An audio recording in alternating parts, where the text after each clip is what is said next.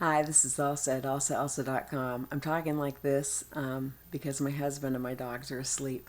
I haven't made videos in a million years. I'm going to try to get back into this and I don't know where to start, so I'm going to start with the natal chart. When people first get into astrology, they'll get the natal chart and some of them will look for everything great about themselves. Other people will do the exact opposite. Some people will look for an explanation or some kind of insight into why their life is so hard. It doesn't matter where you start. If you stick with this long enough, you're going to find out that everything in your natal chart matters. Every single thing, whether you like it or you don't like it, or you're conscious of it or not. Eventually, if you stick with it over time, eventually you'll come to meet and hopefully understand all the nuances of your character.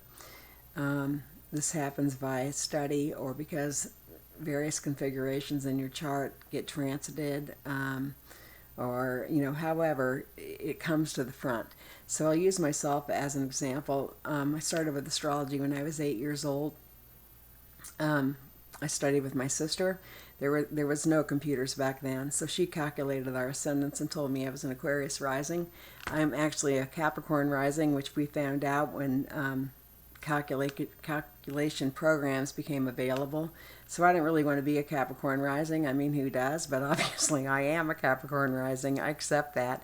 It was easier to do than the things I stumbled on later on. So the first thing that challenged me tremendously was Venus square Neptune in my chart. I just, everybody has a press kit or the way they want to be or the way they want to see themselves. And then, of course, the feedback that you get from others, for good or ill, impacts you, particularly if you have Libra or 12th house or Pisces, or Venus square Neptune and you're permeable.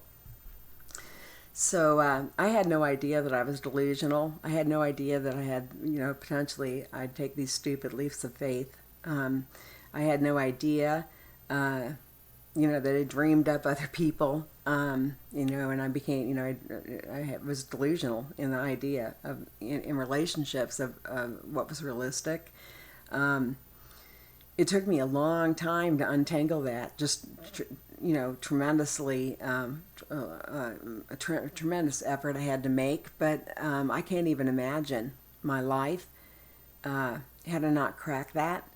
The next thing that came that challenged me, I have Mars conjunct Mercury in my 9th house, and this just stunned me. I mean, sometimes you're just stunned, and one of the things that stunned me, I was already blogging at this time, and I was working with somebody, and they told me they had an appointment to talk to the president of Viacom later in the day, and he told me that he was more afraid to call me than he was to call the president of Viacom.